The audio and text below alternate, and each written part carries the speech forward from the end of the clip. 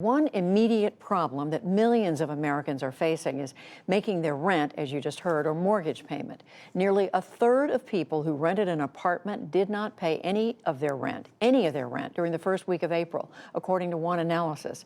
A separate poll found that about half of small businesses have not paid their full rent or mortgage yet either. Paul Solman looks at the problems renters and landlords are facing. It's part of his reporting from Making Sense. Come on, do a session with me. Eunice Bay is an actress. Sporadic, short-term gigs, monthly Manhattan rent. Dude! I wasn't making a lot of money this winter, and I actually fell behind on rent 1 month.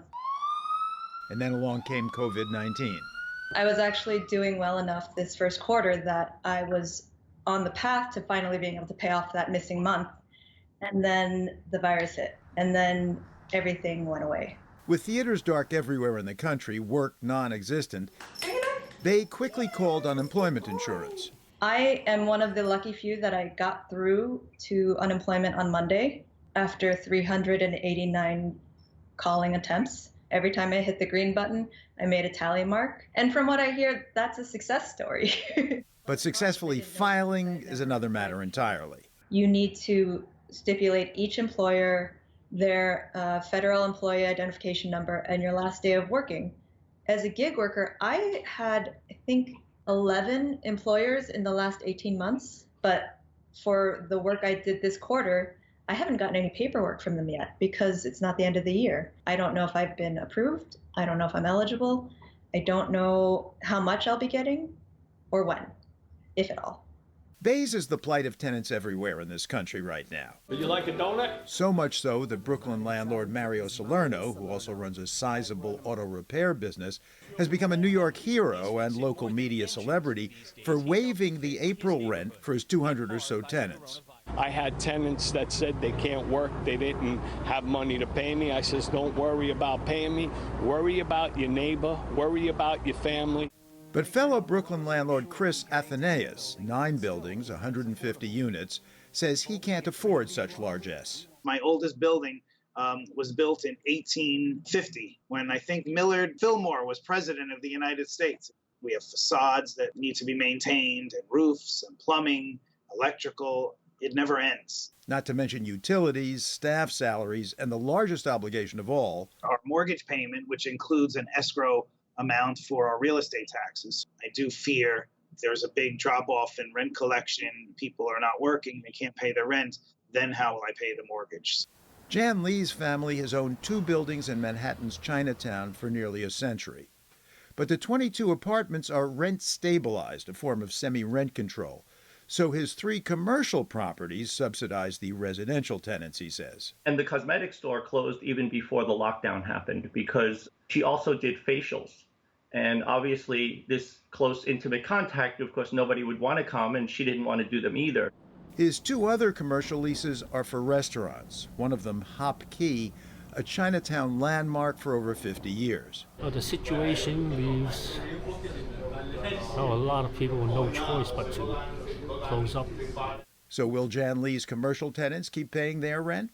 I only received rent from one of my commercial tenants, and I don't think I will receive any rent for the month of May.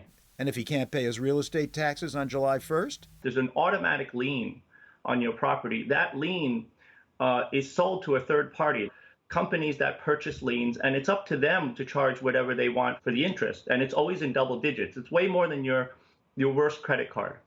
Double digits? Oh, absolutely. You're looking at a potential foreclosure very, very, very quickly of small property owners. George Sweeting of the city's independent budget office says foreclosure could take quite a while, but that still leaves the big question.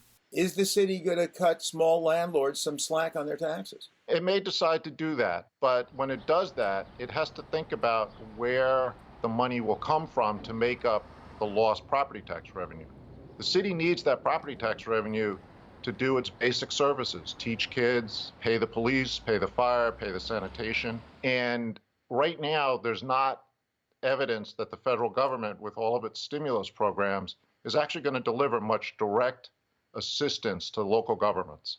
Meanwhile, an online movement has started in New York and elsewhere, #CancelRent. That can then lead to unraveling of property tax revenues, of insurance proceeds, of utility bills.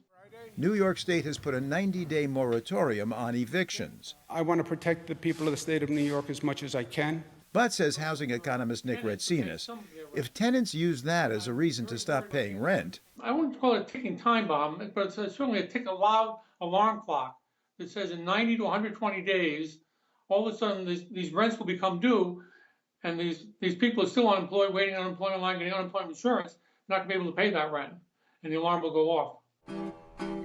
Okay, for Eunice Bay, the theater industry is moribund, and looking ahead, there's a lot more people out of work competing for a very finite amount of jobs, and maybe even less jobs than before, because some theaters may not be able to open up after this is all done. Brooklyn landlord Chris Athanaeus. I have a vacant apartment, and I have a couple of tenants whose leases were expiring, and they've already told me they're not planning to renew their lease.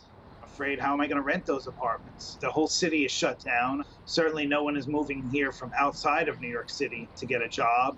And no one is coming to Chinatown. The restaurants don't have bookings. We are very, very close to completely losing everything that my family has built up for 3 generations. And we are not unique. And thus the looming cascade, no jobs, to no rent, to no taxes. In which case, how do cities like New York come back when its people return to the streets? For the PBS NewsHour, Paul Salman, still home.